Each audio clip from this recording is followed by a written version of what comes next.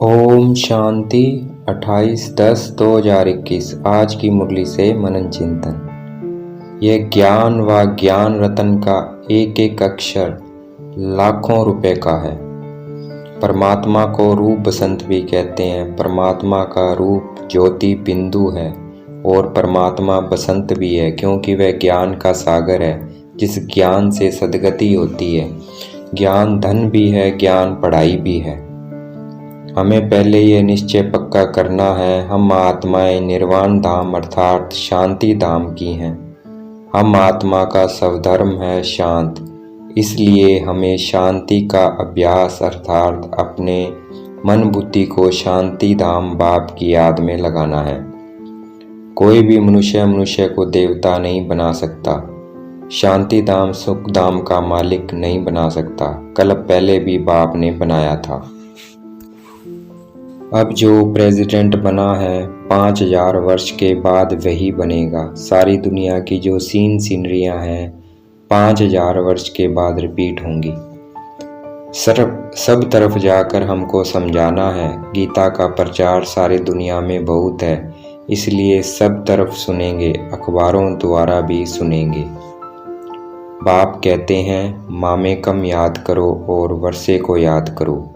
ये लिखित अखबार में पढ़ेंगे, इसलिए भी बहुत ब्राह्मण बनेंगे। जिन्हों को वर्षा लेना होगा तो वह जरूर आकर लेंगे। देरी से आने वालों को तीखा पुरुषार्थ करना है। सन्यासी मुक्ति के लिए माथा मारते हैं, इसलिए सबको कहते हैं मुक्ति ठीक है।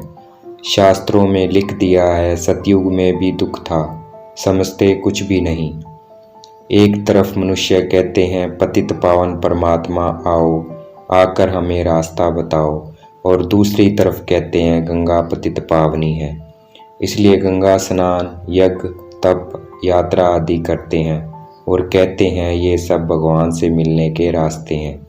उनसे पूछना चाहिए, अगर परमात्मा को बुलाते हो फिर धक्के क्यों खाते हो?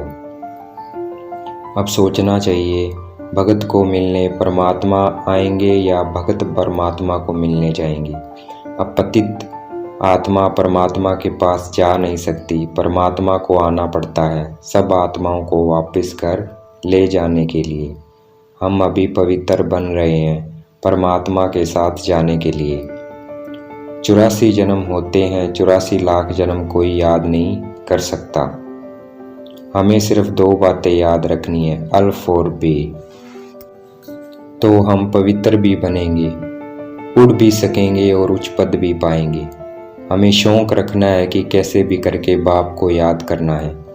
माया के तूफान भी आएंगे, परंतु बाप को याद रखेंगे तो हारेंगे नहीं।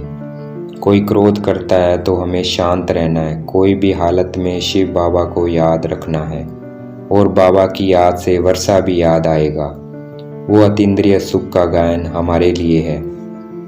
हम 84 जन्मों से 50-60 जन्म सुख भोगते हैं और हमारे पास धन भी बहुत था और अन्न भी बहुत सस्ता था। कुछ समय पहले भारत में अनाज बहुत सस्ता था।